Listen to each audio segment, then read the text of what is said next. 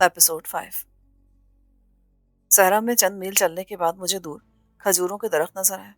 अरब लड़की के चेहरे पर खुशी के आसार नमूदार होने लगे थे। उसने खजूरों को झुंड की तरफ इशारा करके कहा, वहाँ हमारा गांव है। मैं उस गांव में अपने रिश्तेदारों के पास आई हुई थी। इधर आ गई और रास्ता भूल गई। अब मैंने उससे पूछा कि वो उर्दू कैसे जानती है। उसने बताया कि उसका बाप इंडिया में था। वो इंडिया में ही पैदा हुई थी और 5 साल तक वहीं रही थी। उर्दू उसने वहीं सीखी थी। फिर वो कहने लगी, मेरे माँ बाप का इंतकाल हो गया। मैं बिन गाजी में अपने चचा के पास रहती हूँ। मेरा नाम लैला है। मैंने सामने से नजरें हटाकर लैला की तरफ देखा।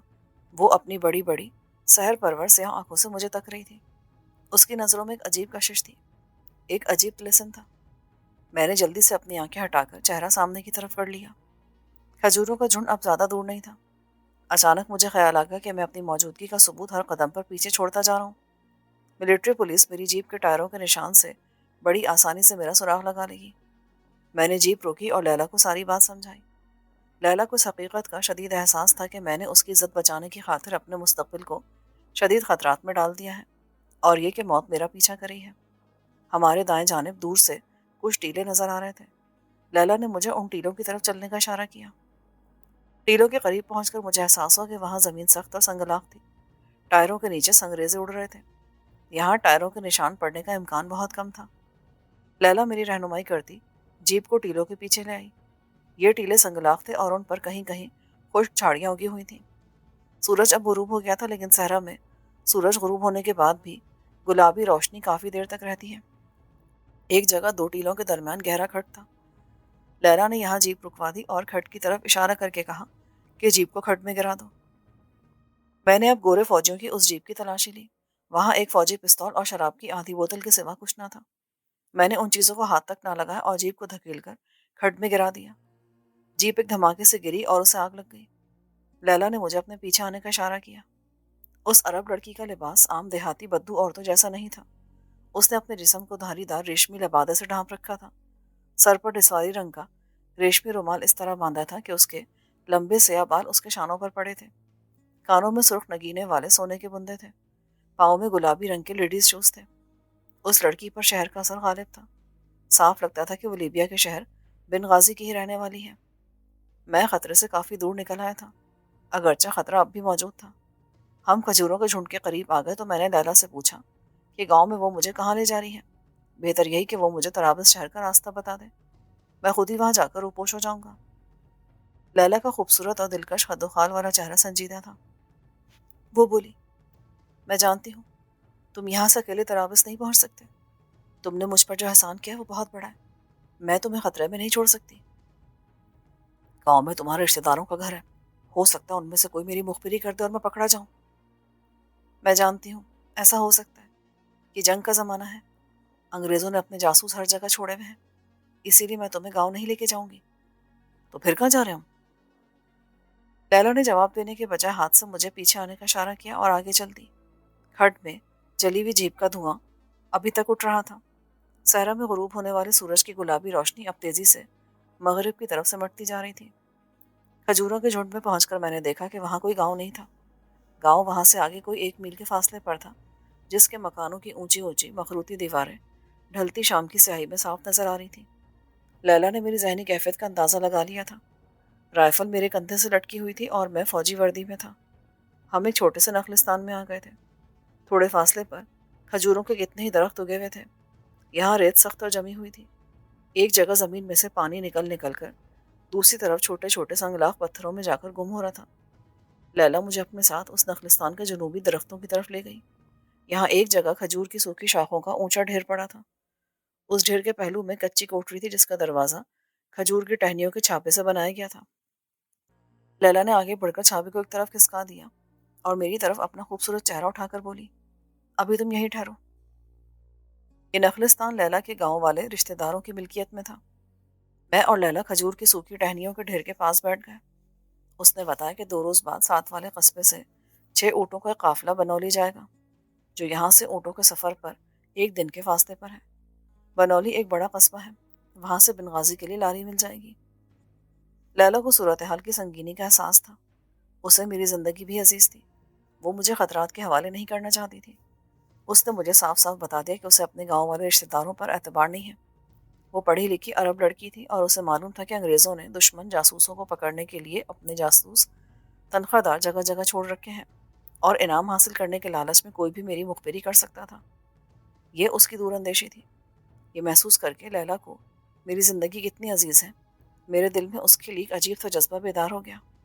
میں اس وقت اس جذبے کی شکل نہیں پہچان سکا تھا، لیکن آج سوچتا ہوں تو وہ پیار تھا، محبت کا جذبہ تھا۔ مجھے اس آہو چشم، دراز زلف عرب لڑکی سے محبت ہو گئی تھی۔ محبت کی لطیف پاکیزہ خوشبو ابھی جذبے کی بند کلی کے اندر ہی سانس لے رہی تھی۔ میرے پاس اپنی ملٹری پاس بک بھی تھی اور کچھ پاؤنڈز بھی۔ وہاں ہمیں پاؤنڈز میں تنخواہ ملتی تھی۔ یہ رقم اتنی ضرور تھی کہ مجھے طرابلس پہنچا سکتی تھی۔ میں اسی رات بنولی کی طرف نکل جانا چاہتا تھا، لیکن میرے راستے میں 2 رکاوٹیں تھیں۔ ایک تو یہ کہ آگے صحرا تھا، میں قصبے کا راستہ بھول سکتا تھا۔ دوسری رکاوٹ یہ تھی کہ قصبے سے 6 اونٹوں کا قافلہ 2 دن بعد روانہ ہونے والا تھا، اور وہاں میرے چھپنے کے لیے جگہ تلاش کرنا اپنے آپ کو شدید خطرات کے حوالے کرنا تھا، خاص طور پر ایسے حالات میں جبکہ جنگ زوروں پر تھی اور انگریزوں کے جاسوس چپے چپے پر موجود تھے۔ آخر میں نے لیلا کے مشورے پر عمل کرنے کا فیصلہ کر لیا۔ اس فیصلے سے میرے دل کی گہرائیوں میں دبی یہ خواہش بھی کار فرما تھی کہ یوں مجھے مزید 2 دن لیلا کے دیدار کا موقع مل جائے گا۔ اس بات کو میں نے اس وقت اتنی اہمیت نہیں دی تھی کہ ملٹری پولیس میری تلاش میں اس نخلستان تک بھی پہنچ سکتی ہے۔ آخر ایک گورے فوجی افسر کو میں قتل کر کے جو بھاگا تھا۔ لیلا مجھے نخلستان کی کچی کوٹری میں چھوڑ کے چلی گئی۔ وہ یہ کہہ کر گئی کہ رات کے وقت میرے لیے کچھ کھانے کو لے کر آئے گی۔ اس کے جانے کے بعد میں کوٹری میں آ کر بیٹھ گیا۔ میں نے اپنی رائفل ایک طرف رکھ دی، فوجی بوٹ اتار کر اپنے پاؤں کو دبانے لگا، پھر رائفل کا میگزین نکال کر رکھا۔ 3 راؤنڈ گولیوں کے میرے پاس موجود تھے۔ اگر کوئی میرے پیچھے آئے تو میں کچھ دیر اس کا مقابلہ کر سکتا تھا، یا کم از کم وہاں سے 1-2 راؤنڈ فائر کر کے بھاگ سکتا تھا۔ مجھے پیاسی محسوس ہوئی۔ میں باہر اس جگہ آ گیا جہاں ریت کے اندر سے پانی نکل کر سنگریزوں میں آگے جا کر جذب ہو جاتا تھا۔ میں نے جی بھر کر پانی پیا، منہ ہاتھ دھویا۔ رات ہو گئی تھی۔ تھوڑی دیر بعد مشرق سے چاند ابھر کر اوپر آ گیا اور صحرا میں اس کی سبز روشنی پھیل گئی۔ یہ چاندنی زیادہ تیز نہیں تھی کیونکہ چاند ڈھلا ہوا تھا، پھر بھی وہ مجھے دشمن کے وہاں پہنچ جانے کی صورت میں گرفتار کروا سکتی تھی۔ میں نے سنگلاخ ٹیلوں کی طرف نظریں جما دی۔ ہر طرف صحرا میں سناٹا چھایا تھا۔ اچانک توپوں کے گولوں کی دھیمی دھیمی مگر مسلسل گرج سنائی دینے لگی۔ اتحادی اور جرمن توپ خانے کے درمیان گولیوں کا تبادلہ شروع ہو گیا تھا۔ جس طرف ہمارے مورچے تھے، دور اس جانب آسمان پر رہ کر چمک نمودار ہو رہی تھی۔ یہ اس بات کا ثبوت تھا کہ ہمارے مورچوں پر جرمن گولے گر رہے تھے۔ میرے لیے خوش آئند بات تھی۔ اس طرح سے میں اپنی ریجمنٹ یا برٹش ریجمنٹ کی توجہ بننے سے محفوظ رہ سکتا تھا۔ میں تو دل میں یہی دعائیں مانگ رہا تھا کہ جرمن ٹینک ہمارے مورچوں کو رونتے ہوئے گزر جائیں تو کسی کو میرے بارے میں تحقیق کرنے کا موقع ہی نہ مل سکے۔ فضا سرد ہو رہی تھی۔ میں کوٹری کے باہر سوکھے پتوں کے پاس بیٹھ گیا۔ اپنی رائفل میں اندر سے اٹھا لایا تھا۔ میں بالکل اپنی طرف سے مورچہ بنا کر بیٹھا تھا۔ میں نے بوٹ نہیں پہنے تھے۔ رائفل میں نے اپنے آگے سوکھے پتوں کے چھوٹے سے گٹھے پہ ڈال رکھی تھی، اور صحرا کی دھندلی سبز چاندنی میں کبھی سنگلاخ ٹیلوں اور کبھی کھجور کے درختوں کے بیچ میں تک رہا تھا۔ اس قسم کے صحرائی سناٹے سے پہلے میرا کبھی واسطہ نہیں پڑا تھا۔ نخلستان کی کھجوروں کی شاخیں سر جھکائے خاموش تھی، اس لیے کہ صحرائی رات میں ہوا نہیں چل رہی تھی۔ مجھے ٹھنڈ لگنے لگی تو میں اٹھ کر اندر آ گیا اور جرسی پہن کر باہر اپنے مورچے میں واپس آ کر بیٹھ گیا۔ اب مجھے لیلا کا انتظار تھا۔ اس میں کوئی شک نہ تھا کہ میں نے اس صحرائی دوشیزہ کے لیے فی الحال اپنا حال اور مستقبل تباہ کر لیا تھا، لیکن مجھے خیال آتا کہ میں نے جو کچھ کیا مجھے وہی کچھ کرنا چاہیے تھا۔ لیلا ایک مسلمان عرب لڑکی تھی۔ میں انگریز فوجیوں کے ہاتھوں اسے بے عزت ہوتے کیسے برداشت کر سکتا تھا؟ میں مسلمان تھا، خدا اور اس کے رسول پر ایمان رکھتا تھا، اور میرے دل میں مسلمان بھائی بہنوں کے لیے محبت اور غیرت کا جذبہ موزن تھا۔ میں رائفل اپنے سامنے رکھ کے صحرا میں اس طرف دیکھ رہا تھا جدھر لیلا گئی تھی، اور جدھر اب مجھے گاؤں کی محرابی اونچی کچی دیواریں نظر نہیں آ رہی تھیں۔ صرف ان دیواروں کے سیاہ دھبے سے ہی دکھائی دے رہے تھے۔ جو گورا سارجنٹ میری گولی سے بچ کر نکل گیا تھا، وہ یقیناً گھنٹے آدھے گھنٹے بعد اپنے ساتھیوں کو لے کر دوسرے گورے کی لاش اٹھانے وہاں پہنچ گیا ہوگا، اور اس نے اپنے بیان میں یہی بتایا ہوگا کہ یہ قتل ایک انڈین لائنس نائک نے کیا ہے۔ انڈین فوجی کے مورچے ساتھ ہی تھے۔ وہاں انہیں میرے بارے میں علم ہو گیا ہوگا کہ قاتل میں ہی ہوں، کیونکہ اپنی ریجمنٹ سے میں ہی غائب تھا۔ اور پھر پیچھے ٹیلوں میں میرے اسلحے سے بھری ہوئی جیپ بھی انہیں مل گئی ہوگی۔ یہ وہی جیپ تھی جس پر اسلحہ برٹش فلینک کے مورچوں تک پہنچانے کا آرڈر خود میرے آفیسر نے دیا تھا، کمانڈنگ آفیسر نے۔ میری تلاش شروع ہو گئی ہوگی، لیکن جرمن توپوں کی گولہ باری اس تلاش میں حائل ہو رہی تھی، جو میرے لیے خوش قسمتی کی بات تھی۔ مگر دوسرے دن سورج کی روشنی میں وہ لوگ مجھے تلاش کرتے کرتے उस नखलिस्तान तक पहुंच सकते थे। मैं दिल ही दिल में दुआ मांगने लगा कि सुबह होने तक वहां जर्मन फौजी गलगार करती हुई आ जाए। मुझे दरख्तों में एक साया अपनी तरफ आता नजर आया। मैं चौकस हो गया और राइफल का रुख साए की तरफ कर दिया। साया जरा करीब आया तो धुंधली चांदनी में मैंने उसे पहचान लिया। ये लैला थी। उसने लंबा चोगा पहन रखा था। सर पर उस चोगे का हुड था जिसके बीच में उसका गोरा खूबसूरत चेहरा चांद की तरह चमक रहा था। उसके हाथ में गोल डब्बा था। वो मेरे पास आकर बैठ गई।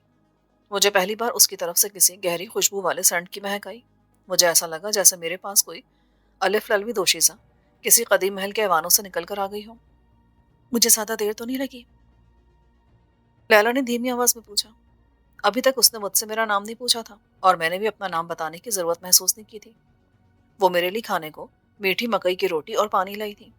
मैंने उससे कदरे तशवीश के साथ पूछा कि गांव में कोई फौजी गाड़ी तो मेरी तलाश में नहीं आई। लैला ने बताया कि गांव में किसी को खबर नहीं है और कोई फौजी गाड़ी भी वहां नहीं आई है अभी तक। जिस वक्त मैंने लैला को गोरे फौजियों के तशद्दुद से बचाया था तो उसने मेकअप नहीं किया हुआ था और उसके लिबास से इतर की खुशबू भी नहीं आती थी। लेकिन अब चांदनी में उसके रेशमी मलबूस से इतर की महक भी आ रही थी। उसकी एक कलाई में किसी धात के दो कंगन भी थे जो आपस में किसी वक्त खनक उठते थे।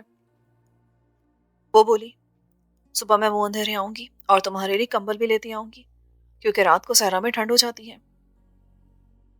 धुंधली चांदनी नखलिस्तान के खजूर के दरख्तों से छन छन कर आ रही थी।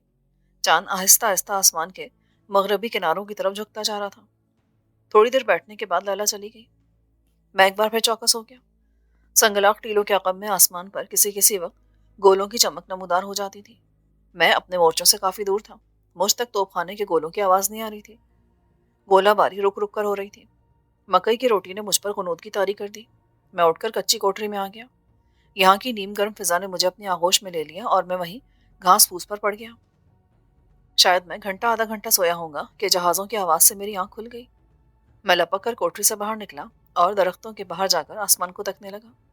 चांदनी में मुझे मशरक की तरफ जहाजों की सुर्ख नीली रोशनी नजर आई। ये फौजी बमबार हो सकते थे। वो नखलिस्तान के ऊपर से जन्नाटों के साथ गुजर गए। उसके बाद दूर से बमों के धमाके सुनाई देने लगे। हमारे मोर्चे जरूर तबाह हो रहे थे लेकिन मुझे फायदा पहुंच रहा था कि सफरा तफरी में कोई मेरी तलाश में नहीं आ सकता था।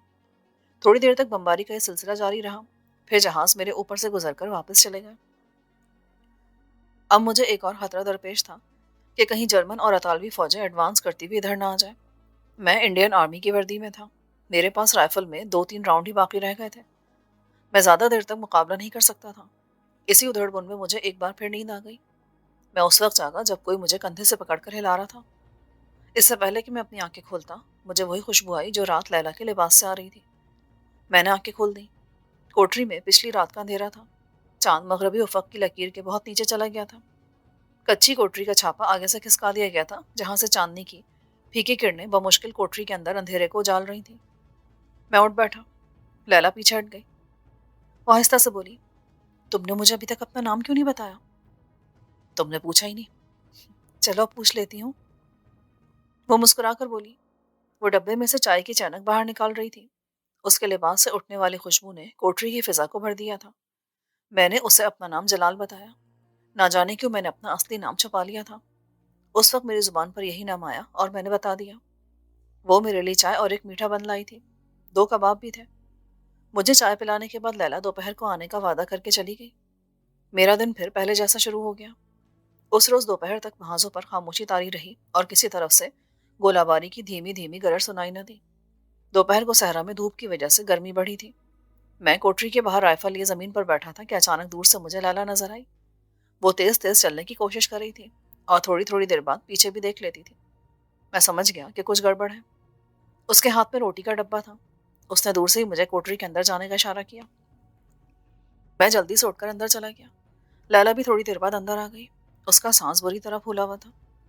मालूम हुआ कि उनके गांव में एक फौजी गाड़ी आई थी जिसमें कुछ इंडियन फौजी सवार थे और वो गांव की तलाशी लेकर चले गए थे। लैला घबराई हुई थी। उसे खतरा था कि कहीं इंडियन फौजी इस कोठरी की तरफ भी ना आ जाए। तशवीश मुझे भी हुई मगर मैं क्या कर सकता था। मैंने उसे बताया कि मैं इस नखलिस्तान से निकलकर कहाँ जाऊं जबकि मुझे सहरा में किसी रास्ते की सिमत का इल्म भी नहीं है। और फिर दूसरे रोज साथ वाले कस्बे से बंदली जानिब काफिला भी रवाना होने वाला है जिसमें मुझे सफर करना था। वो मेरे लिए चावल लाई थी जो कीमे में पकाए गए थे। लैला को मेरे बारे में जो तशवीश थी उससे मेरे दिल को एक अजीब सा सुरूर महसूस हुआ। میں نے سوچا اب اگر ملٹری پولیس مجھے پکڑ بھی لے تو کوئی پرواہ نہیں، میرے لیے یہی احساس بہت قیمتی ہے کہ خوبصورت عرب لڑکی میری جدائی میں سوگوار ہوگی۔ لیلا کہنے لگی، میرا زیادہ دیر یہاں رہنا ٹھیک نہیں ہے، میں اب جاتی ہوں، رات کو آؤں گی۔ میں نہیں چاہتی کہ میرے رشتہ داروں یا گاؤں والوں کو شک ہو کہ میں کھانے کا ڈبہ لے کر کہاں جاتی ہوں۔ پھر لیلا چلی گئی۔ کسی نہ کسی طرح میں نے دن وہاں گزار دیا۔ شام ہوئی تو صحرا میں خنکی پھیلنے لگی۔ پھر رات ہو گئی۔ تھوڑی دیر بعد لیلا میرے لیے کھانا لے کر آ گئی۔ اس رات وہ میرے لیے کپڑے بھی لائی تھی۔ یہ کپڑے ایسے تھے جیسے اس علاقے کے عرب پہنتے تھے، لمبا چوغا، سر کا ٹیکا، کھلی کھلی شلوار اور ایک چمڑے کی جوتی۔ میں منہ اندھیرے کو اونٹنی کو لے کر آؤں گی، تم اسی وقت اس اونٹنی پر سوار ہو کر دوسرے قصبے کی طرف چل دو گے۔ اونٹنی اپنے آپ تمہیں ساتھ والے قصبے میں پہنچا دے گی، تم قصبے کے باہر ہی اونٹنی کو چھوڑ دینا، وہ خود ہی ہمارے گھر آ جائے گی۔ پھر اس نے مجھے ایک لفافہ دیا، اس میں کچھ پاؤنڈز ہیں، یہ تمہارا بن غازی تک کا خرچ ہے۔ اس کے بعد وہ چپ ہو گئی۔ میں نے محسوس کیا کہ اس کا سانس کچھ تیز ہو گیا تھا۔ میں نے پہلی بار لیلا کا ہاتھ اپنے کھردرے فوجی ہاتھ میں لیا۔ لیلا کے ہاتھ میں ذرا جنبش ہوئی، پھر وہ اپنی جگہ ساکت ہو گیا۔ میں نے لیلا سے پوچھا کہ بن غازی میں اس کا گھر کہاں ہے اور وہ خود کب بن غازی جائے گی۔ لیلا نے گہرا سانس لیا۔ اس نے مجھے بن غازی میں ایک لیڈیز گارمنٹ اسٹور کا پتہ بتایا۔ میں نے پینسل سے یہ ایڈریس اپنی پاس بک کے ایک ورق پر لکھ لیا اور وہ ورق پاس بک سے پھاڑ کر اپنی جیب میں رکھ لیا، کیونکہ پاس بک اور رائفل وردی مجھے وہیں نخلستان میں دفن کر کے وہاں سے جانا تھا۔ لیلا کی اس سہیلی کا نام لبنہ تھا اور وہ اس لیڈیز گارمنٹ اسٹور پر کام کرتی تھی۔ لیلا نے بتایا کہ وہ اگلے ہفتے بن غازی پہنچے گی۔ میں نے لیلا سے صرف 15 پاؤنڈ لے کر اپنے پاس رکھ لیے، باقی اسے واپس کیے۔ وہ جانے لگی تو میں نخلستان کے آخری درخت تک اس کے ساتھ گیا۔ میں نے اس کا ہاتھ تھام لیا۔ میں کچھ بول نہ سکا۔ لیلا بھی خاموش تھی۔ مغرب کی طرف وہ چاند جھکا ہوا تھا۔ لیلا نے ایک سانس بھرا اور آہستہ سے اپنا ہاتھ چھڑا کر گاؤں کی اونچی محرابی دیواروں کی طرف چل دی۔ صحرا کی زرد دھندلی چاندنی میں اسے اس وقت تک دیکھتا رہا جب تک وہ میری نظروں سے اوجھل نہیں ہو گئی۔ میں لیلا کا تصور آنکھوں میں لیے سو گیا۔ یہ بات میرے لاشعور میں تھی کہ مجھے منہ اندھیرے بیدار ہونا ہے، کیونکہ لیلا میرے لیے اونٹنی لے کر آنے والی تھی، جس پر سوار ہو کر مجھے ساتھ والے گاؤں جانا تھا، جہاں ایک قافلے کے ساتھ سفر کرتے ہوئے جنوبی قصبے اور پھر وہاں سے لاری میں بیٹھ کر بن غازی پہنچنا تھا۔ چنانچہ اس خیال سے تھوڑی تھوڑی دیر بعد میری آنکھ کھل جاتی۔ میں کوٹری سے باہر نکل کر دیکھتا کہ رات کتنی باقی ہے۔ مشرق کی جانب ہمارے مورچوں کے اوپر دور آسمان پر گولہ باری کی چمک کچھ زیادہ ہی تھی، مگر اب میں اپنی فوجوں اور جرمن فوجوں سے بے نیاز ہو چکا تھا۔ میری زندگی میں ایک نیا باب کھلنے والا تھا، ایک نئی صبح طلوع ہونے والی تھی، جس کی آغوش میں اندیکھی مصیبتوں کے شعلے بھی تھے اور میری محبتوں کے چاند بھی گمنام پرسکون وادیوں میں اپنی نیل کو خوشبودار چاندنی نچھاور کر رہے تھے۔ میں انجام سے بے خبر لیلا کی محبت میں سرشار ہو چکا تھا۔ ایک بار پھر آنکھ کھلی تو آسمان پر چاند مغربی افق پر کافی نیچے جا چکا تھا۔ اس کا مطلب تھا کہ یہی رات کا پچھلا پہر تھا۔ میں نے چلنے کی تیاری شروع کر دی۔ اپنی فوجی وردی اتار کر اربوں جیسا لباس پہنا، سر پر صافہ باندھا، چوغا پہن لیا۔ نقدی اور وہ کاغذ جس پر لیلا کی بن غازی والی سہیلی کا پتہ لکھا تھا اپنی قمیص کے اندرونی جیب میں سنبھال کر رکھا۔ اپنی وردی، بوٹ اور پاس بک وغیرہ وہیں چھوٹا سا گڑھا کھود کر زمین میں دفن کر دی۔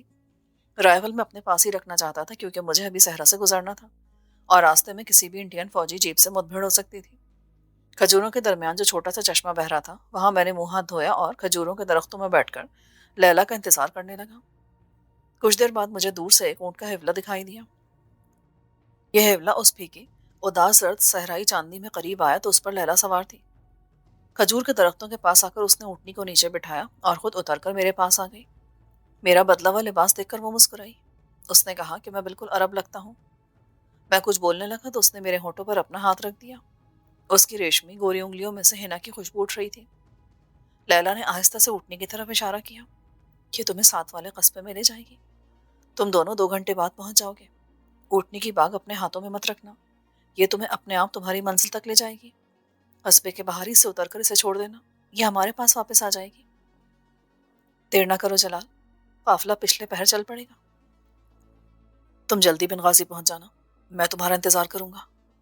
ہاں، اب تم جاؤ، اللہ کے لیے۔ وہ ایک دم منہ پھیر کر اپنے گاؤں کی طرف صحرا میں چل دی۔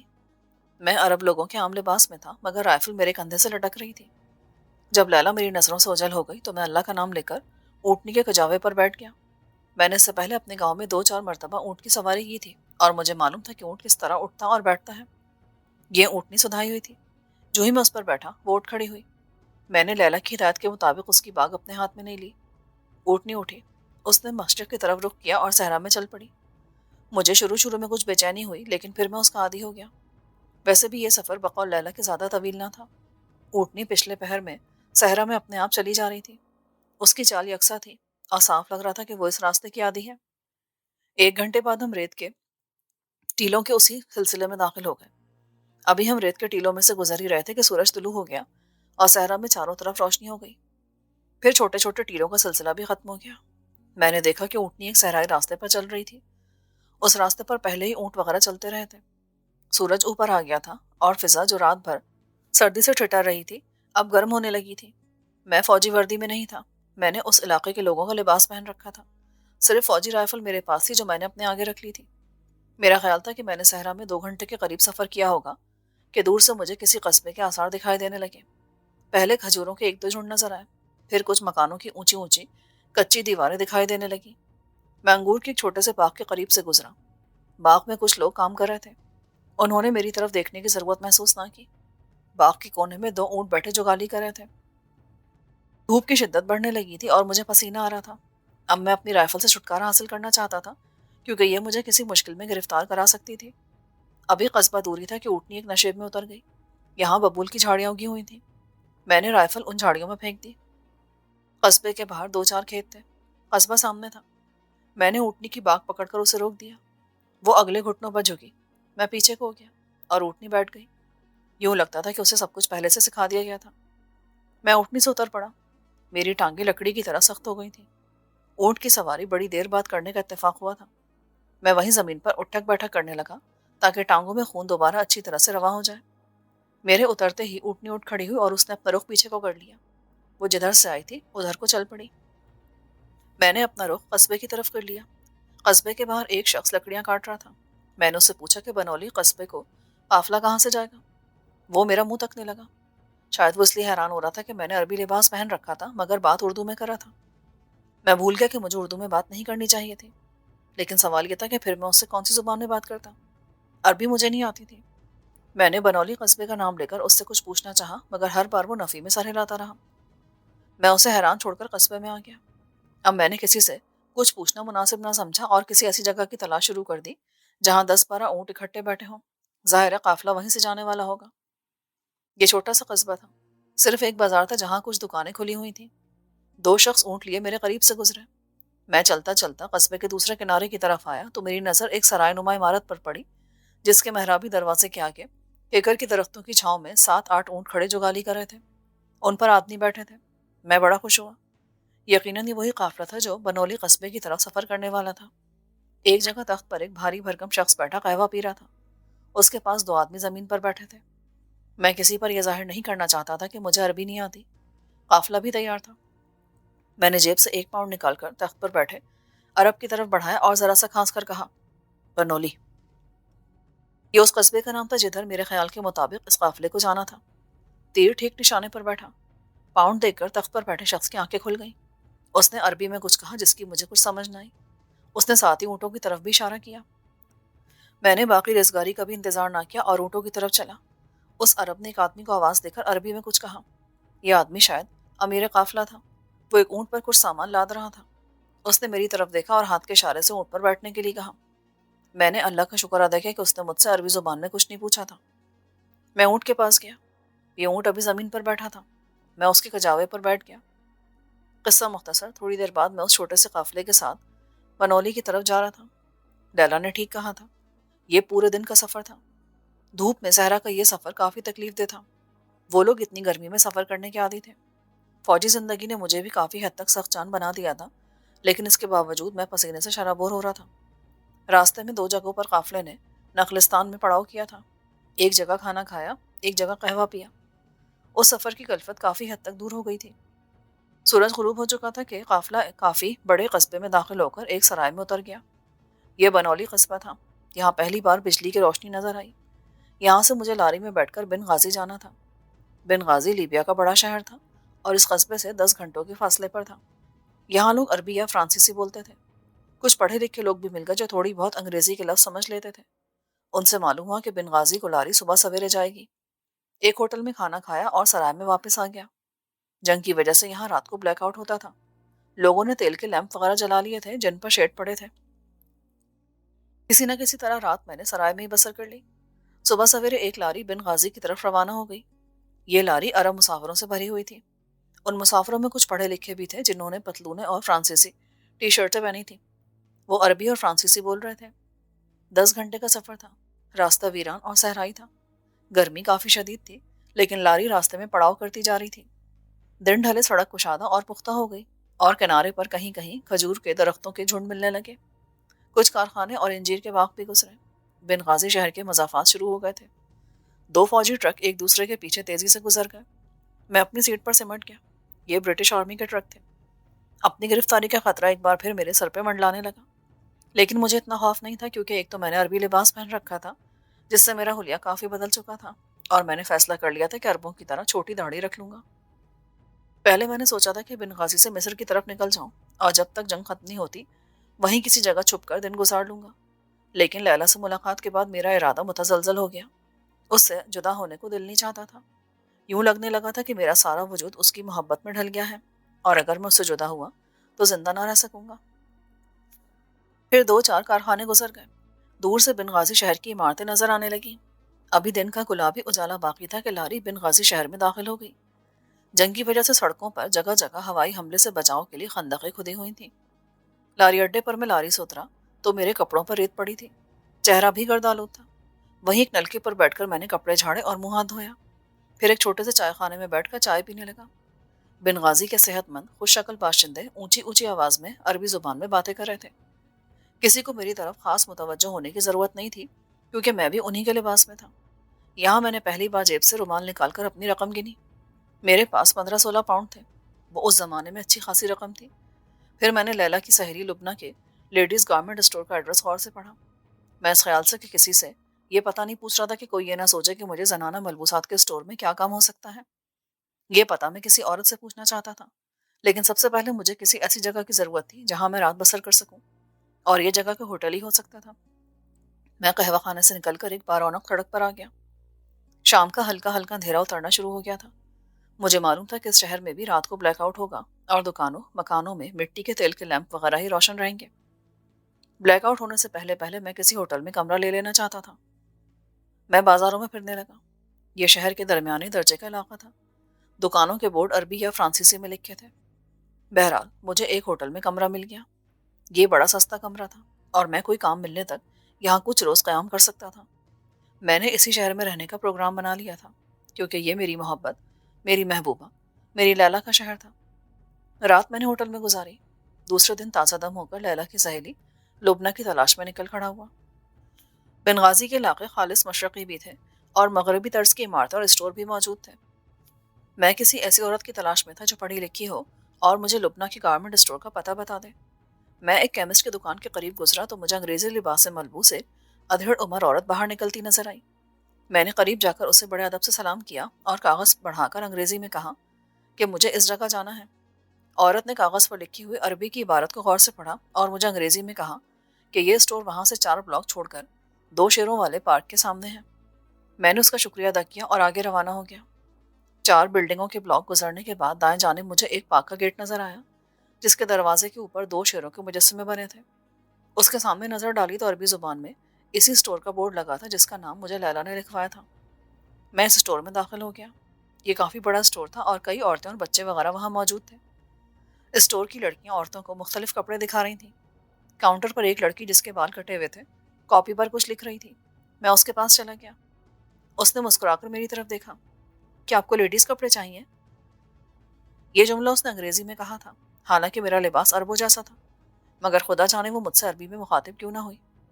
मैंने मौका गनीमत जाना और कहा, मैं मुसलमान हूँ और लुबना से मिलना चाहता हूँ। मेरे पास उसके एक रिश्तेदार का ज़रूरी पैगाम मौजूद है। लड़की ने इसी तरह मुस्कुराते हुए एक तरफ इशारा किया और बोली, जिस लड़की ने नीला फ्रॉक पहना हुआ है ना, वही लुबना है। मैंने शुक्रिया अदा किया और लुबना के करीब जाकर शेल्फ और अलमारियों में लगी हुई औरतों की पसंद की चीज़ों को देखने लगा। लुबना एक गाहक औरत से बातचीत कर रही थी। मैंने उसका कनखियों से जायजा लिया। वो लैला की हम उम्र थी। रंग गोरा, बाल स्याह और अंग्रेजी फैशन के थे। नीला फ्रॉक घुटनों से नीचे तक गया हुआ था چہرے پر ایک خاص متانت اور ٹھہراؤ تھا جو عام طور پر اس عمر میں نہیں ہوا کرتا۔ جب وہ عورت کو قیمت بتانے کے بعد ایک طرف چلنے لگی تو میں جلدی سے اس کے پاس آ گیا اور انگلش میں پوچھا، کیا لبنہ آپ کا ہی نام ہے؟ ہاں، وہ حیرت سے بولی، میں نے آپ کو پہچانا نہیں۔ میں نے لیلا کا ہاتھ کا لکھا ہوا پتہ اس کے سامنے کر دیا۔ میرا نام جلال ہے، تمہارا ایڈریس مجھے لیلا نے دیا تھا، لیلا سے میری ملاقات اس کے گاؤں میں ہوئی تھی، اس سے زیادہ میں کچھ نہیں بتا سکتا، مجھے لیلا کے گھر کا ایڈریس چاہیے۔ لبنہ عجیب نظروں سے مجھے بار بار دیکھ رہی تھی۔ میں نے مزید وضاحت کی، مس لبنہ، میری خواہش ہے کہ تم میرا ذکر کسی سے بھی نہ کرو بھی۔ میں جانتا ہوں کہ لیلا ابھی گاؤں سے واپس نہیں آئی، وہ 3-4 دن بعد آئے گی، اور ابھی مجھے لیلا کے گھر بھی نہیں جانا ہے۔ میں پیشگی طور پر تم سے ملنے آیا ہوں، اگر تمہیں برا لگا ہو تو میں معافی چاہوں گا۔ نہیں نہیں، ایسی کوئی بات نہیں، لیکن میں ابھی تک سمجھ نہیں سکی کہ تم کون ہو اور لیلا سے تمہارا کیا تعلق ہے۔ لیلا نے کبھی تمہارا ذکر نہیں کیا، جلال نام ہے نا تمہارا؟ ہاں، یہی نام ہے۔ لیلا ایک نیک دل خاتون ہے، یوں سمجھ لو کہ اس کے مجھ پر بڑے احسانات ہیں۔ ویسے بھی میں پہلی بار بنغازی آیا ہوں اور میرا خیال ہے کہ لیلا خود ہی تمہیں میرے بارے میں بتا دے گی۔ میں پرسوں تم سے پتا کر کے جاؤں گا کہ لیلا بنغازی واپس آئی ہے یا نہیں۔ لبنہ اب بھی میری طرف دیکھے جا رہی تھی۔ وہ یقیناً میرے انگریزی بولنے کے لہجے سے سمجھ گئی ہوگی کہ میں عرب ملکوں کا رہنے والا نہیں ہوں۔ میں اپنے بارے میں اسے مزید کچھ بھی بتانا نہیں چاہتا تھا۔ میں نے جھک کر لبنہ کو خدا حافظ کہا اور اسٹور سے باہر نکل آیا۔ پھر میں بنغازی شہر کے الف لالوی بازاروں میں گھومنے لگا۔ دوپہر کا کھانا بھی میں نے ایک چھوٹی سی دکان میں بیٹھ کر کھایا جس کے باہر مطعم کا بورڈ لکھا تھا۔ بعد میں مجھے معلوم ہوا کہ عربی میں مطعم اس جگہ کو کہتے ہیں جہاں بیٹھ کر کھانا کھایا جائے۔ شام کو میں اپنے ہوٹل واپس آ گیا۔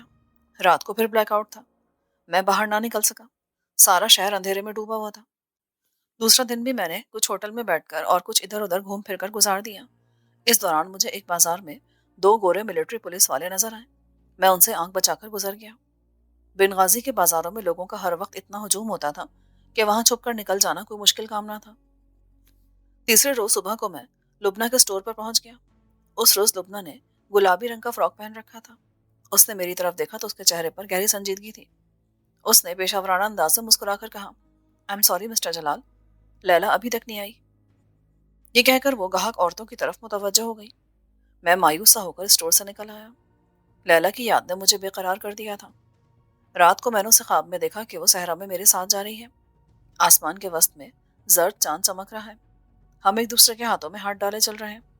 پھر ایک نخلستان سامنے آ جاتا ہے، ہم چشمے کے کنارے بیٹھ کر ایک دوسرے سے باتیں کرنے لگتے ہیں۔ میں نے لیلا کا ہاتھ تھاما اور اسے اپنے ہونٹوں کے قریب لا رہا تھا کہ میری آنکھ کھل گئی۔ میرے کمرے کی چھت کا پنکھا آہستہ آہستہ چل رہا تھا۔ نیلے رنگ کا 0 پاور کا بلب دیوار کے بالکل قریب روشن تھا۔ میں نے آنکھیں بند کر لی کہ شاید خواب میں لیلا سے دوبارہ ملاقات ہو جائے، مگر خواب ایک بار بکھر جائے تو پھر اس کا واپس آنا ناممکن ہوتا ہے۔ باقی رات مجھے نیند نہ آئی۔ یوں ہی میں نے مزید 2 دن گزار دیے۔